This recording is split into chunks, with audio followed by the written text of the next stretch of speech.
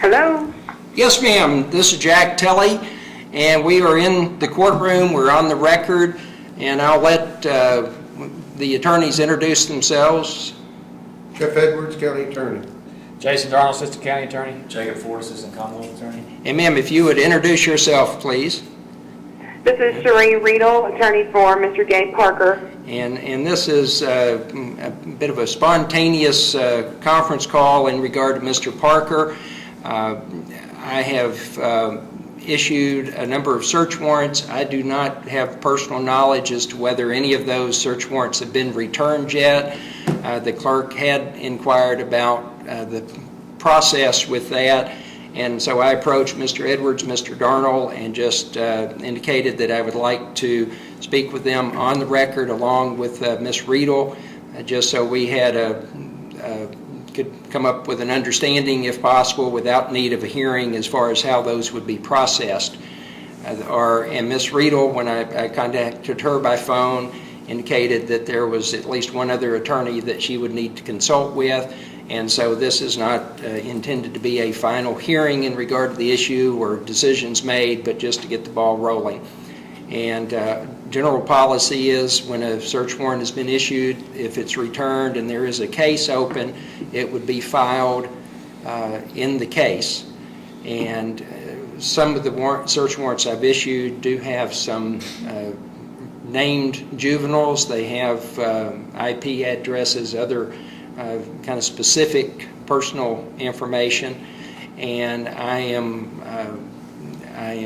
thinking at the very least that that information would need to be redacted. And so I just wanted to get counsel's thoughts on how to proceed as far as making sure that that information is available to the attorneys, but that there's in anticipation that this information may ultimately be part of the public record, that there is not any general access to information that should not be readily available to the general public. And What is the typical policy over there in Marshall with warrants and how they're filed with the court then? Are they typically held under seal until discovery is passed in circuit court? Well, and again, I cannot speak for circuit and district. Once I issue a search warrant, a copy of that goes to the clerk. In this particular case, I'm keeping those copies in my office, but the clerk knows where they are located. And then once the warrant is returned, it is tendered to the clerk. If there is an open case file, they will file that of record in the case. If there's not an open case, then they have a file that is in the clerk's office where those return search warrants are placed. And I believe there's a standing order that those can only be accessed by order of the court. Okay. And like I say, in this particular instance, if those are placed in the pending case, there would be information that I would believe would be appropriate to redact, not to conceal from the attorneys, but from anyone else that has legal right to review the file. I understand the court's concern. I wouldn't be opposed, of course, to copies of the warrants that are going to be filed in what will presumably become public files or possibly become public files being redacted. However, we would like access to unredacted versions of them as soon as we could possibly get them. We would like the opportunity to begin our investigation as soon as possible. So if it's possible for us to get unredacted versions as soon as we could, that would be appreciated. So I don't know how the Commonwealth feels about that. These are served warrants, correct? Well, this is an anticipatory call. I don't know. Like I say, I do not have firsthand knowledge if there have been any returns yet. But I'm anticipating that there are or will be shortly. Now, but did I understand you to say that you would object to there being a redacted, any redacted information on the return warrants if the file goes public? No, I'm not saying that necessarily. I would object to us never getting an unredacted version. Well, I don't have any, it was not my anticipation, unless I'm shown some authority, that would redact any of the information from council. I'm not aware of anything in the warrants I've issued to this point that it would not be appropriate for council to see, obviously subject to confidentiality requirements that would be applicable in any situation.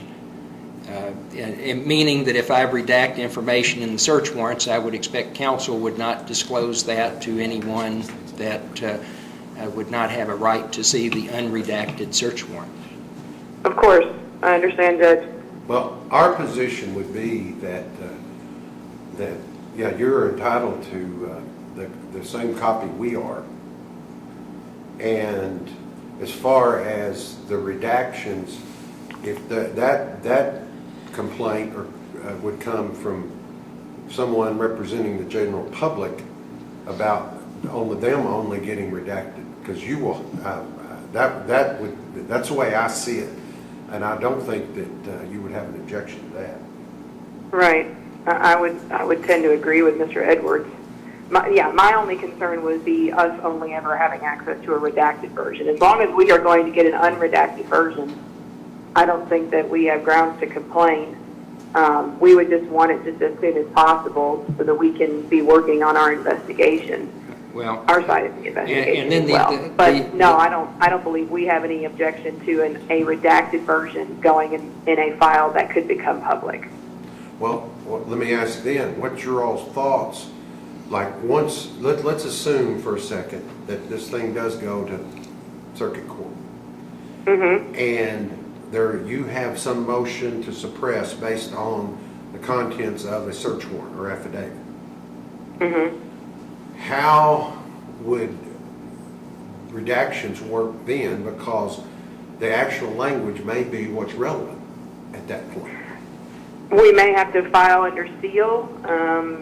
Maybe Judge Jameson would just have to order them under seal. I don't know. I guess it would be up to him. If we have closed hearings and things like along those lines. Yeah, I guess those could be. That would be addressed on a. Well, I think that the deciding court is going to be making rulings on that particular issue as any particular issue as things go forward. The other thing that I'm just going to propose is, provided that counsel has access to the unredacted warrants, another option, and I'm not. Would be simply a notice being placed in the file that a search warrant has been returned, mm-hmm. and that access would be granted upon order of the court, where the file would show that a search warrant had been returned, but that the document itself is not placed in there. And again, as I've reviewed these, I haven't approached it in the point of what's going to be public or not public, but there again are juveniles named, there are general information, and obviously my discretion about what should be redacted or not redacted. There may be other issues that shouldn't be readily available to the public until there's an opportunity for counsel to carefully review that and perhaps have a hearing on the matter. So that is one option, would be simply not to put any of them in the defendant's file, provided counsel has access to them until there is, as you mentioned earlier, perhaps a discovery motion return at some future date. So I'm just throwing those out. You'd indicated that there may be another attorney that you need to consult with. This mm-hmm. was not intended to put anybody on the spot, and it's not anything that has to be dealt with immediately is just an issue that will be coming up, and I wanted input from council on it. Okay. I appreciate that, Judge. Yes, I think maybe if we could go with the last thing that you have suggested at this point in time, unless we can come up with, unless I can get back to you after consulting with the third counsel that is being brought in on the case. Well, until I hear from both sides, and we'll trust that y'all may have an opportunity to conference on it if you wish. I'm just going to direct the clerk to not file anything, and then if y'all come to an agreement, then we'll pursue that. If not, then we can. It's something that it can be heard, but I'm not hearing any objection to the defense counsel having access to the unredacted returns as soon as they become available. Cherie, what about this? Yes. Once you get with co-counsel, why don't you just send us an email or give us a call, and we can probably hash out any concerns either one of us have, and maybe even submit a tendered order to the judge. Okay. All right. I will do that. I will bring that up with him. And if you have concerns or see something that concerns you in regard to the procedures or how things are being made available to you, please reach out to us, because our intent is not to deny anything that we can have for you. Okay. And Are you all willing to give over stuff right now and on an ongoing basis, or are you all going to want to wait until We don't actually. Court you've got everything we have right now. We don't have any returns back yet, but I expect them to start very soon. We don't have any scientific analysis back, anything, or we haven't had any formal reports filed. You've seen the complaints that they signed, and those were prepared with the officer standing there. And so, like I say, all we've got so far is we're gathering information in regard to the victims, and most of which you know anyway. So Jason indicated during the hearing yesterday we might at least be able to get those sheets on each one of the victims and what their injuries were, their identities, and each of their injuries. Well, those are handwritten notes. I think that's work product. Those were handwritten notes that we did in conjunction with some interviews that the state police did. So what we're going to get is medical records. Oh, okay. That's going to be our record of what the injuries are. Will be the medical records. Yeah, that yesterday was just information we could gather for probable cause. Okay. I thought when the judge said that, I thought the judge made some sort of statement that. Well, I'd understood that you were going to just give a that it was brief something we could written get a copy synopsis of. But did you all amend the complaint to include each victim's name now? Yes. Okay. So we can get a copy of the amended complaint? Yeah, I think Lisa has already signed that today. Okay.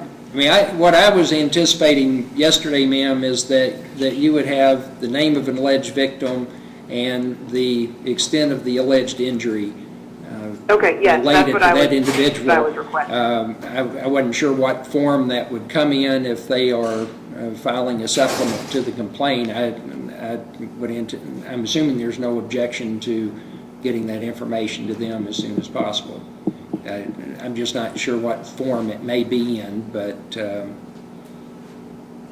Yes, that was the information. I just wanted to confirm what I had written down for myself in my notes. So, okay. And then, all right, I will. And then when I had approached Mr. Darnell, Mr. Edwards about the search warrant issue, Mr. Darnell said that might be an opportunity for another issue to be brought up.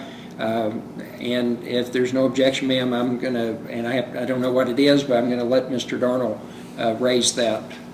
Okay. Okay, this was brought to my attention last night. It came from KSP, and let me get it here. It's in regard to Gabe Parker's cell phone. And apparently they have started looking at it and trying to extract data from it. And there's a concern that doing that may cause actually cause destruction of data.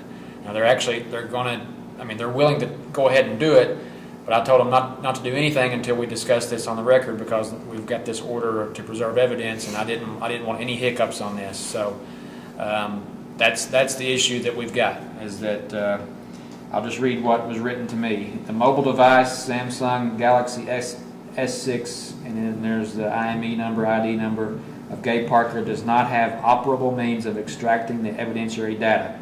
An attempt will be made to repair the cell phone by Kentucky State Police Electronic Crimes Branch examiner who has been trained in mobile device repair. Every effort will be made to avoid destruction of data on the phone. So it looks like there is at least a chance that they could lose it. I don't know if it's a 5% chance or half and half chance. I don't know that, but that's the issue that we've got. Okay. May I just ask, Mr. Have a Darnell, warrant are they delaying any action until they hear back from you? Yes, I told them not to do anything Okay. until they heard back from me. So, I think Okay, yes. so do you already have a search warrant for the phone? yes. Okay. And so the issue is you can't get into it without a passcode? No, that's not the issue. The issue is downloading the data that may be on there. So downloading the data may cause it to be lost? Correct. That's my understanding. Okay. That was not what was communicated to me earlier today. Okay. By whom? By whom, Sheree? Via his mother. Okay. So basically, Is Jason, there you're a saying, possibility that